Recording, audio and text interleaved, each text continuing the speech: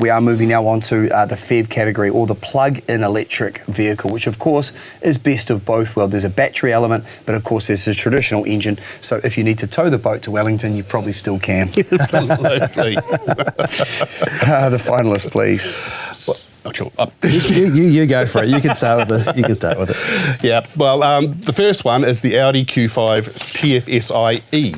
Now, Audi have dropped the e-tron name from their plug-in hybrids, which they always used to have. Yep. That's just for their EVs now. So this one has just got the E suffix on the end, yep, to denote it's a hybrid.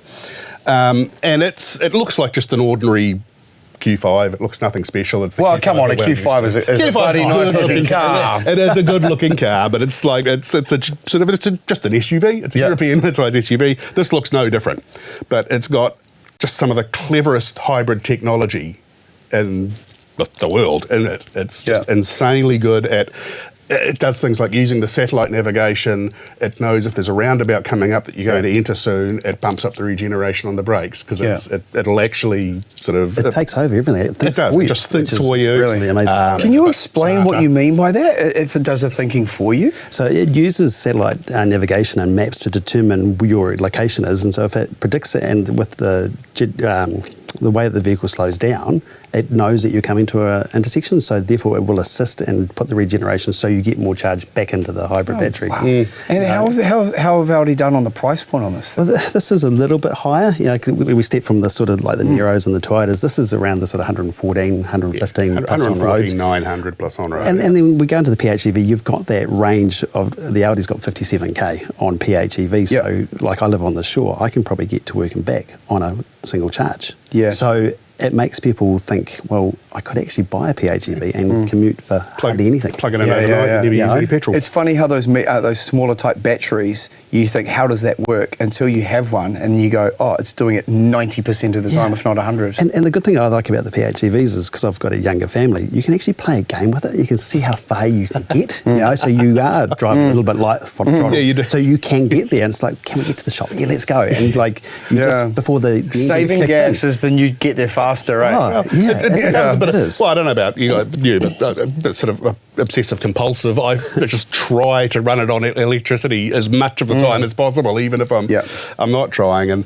I mean, going back to the price on the Audi, it's 115 grand, but it's an Audi SUV. It's fully loaded with everything. It's got a beautiful interior. It's a $115,000 car, regardless of the powertrain. And it's got amazing horsepower and torque. Like 220 kilowatts and 450 newton meters. It's a fast car. It's a fast car. You know? Yeah, sure. Maybe not as fast as your car, Sam, but you know. Well, mate, I'm in a Kia Carnival these days. I got 3 kids, so it's faster than mine. Now, Mazda is our next finalist, the CX-60. Now, haven't we already seen this in another category winner? Indeed, yes. Yeah. Yes, it was the SUV large. And the reasons is it is actually a good car. It's actually bigger than what I thought a CX-60 would be. You know, I drove one here actually today, and just the pure look of it when you stand back is actually quite... I agree. It sets us awe. It's like it is as European as a Japanese car. It looks like a Jag. It's got a long bonnet. It's just like, for dynamics and looks. So why has it made it?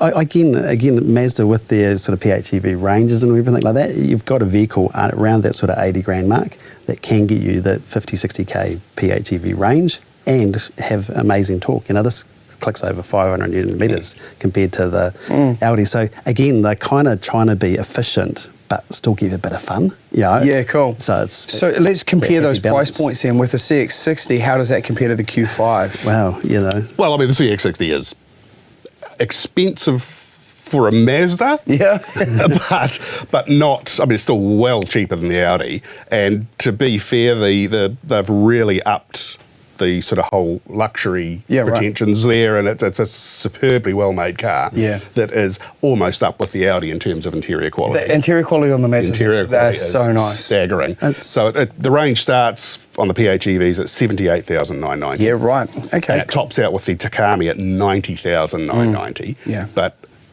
But hey, that's nice. Maybe a lot for a Mazda, but it's not a lot. And I think that's what you get. What you need to do when you hop in these cars, because we drive so many cars, you have to reset each time you hop into it and just drive it for what it is. And it drives amazing. You know? I was actually blown away. 3.3, it's just crazy. 3.3. Which is really nice. Oh, to 100. Yep. Oh, no, that's the size of the No, engine. no. Oh, sorry. Go on. No, that's right.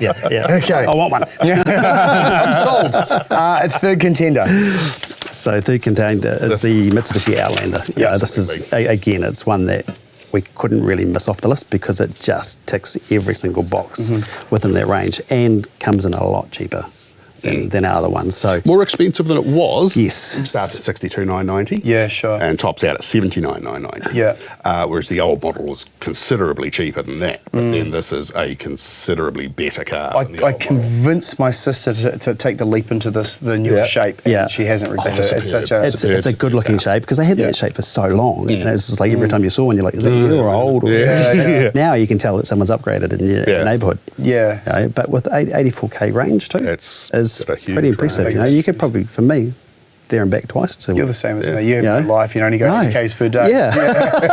Most people do. I only have to Most drive to people work do. and home again. Yeah, most people do. I think the average commute's about 20 k's or something a day. Yeah. And allowing for a pop to the supermarket and pick Yeah. up the kids from school, 84 k's. Yeah. Plug it in each night. Yeah.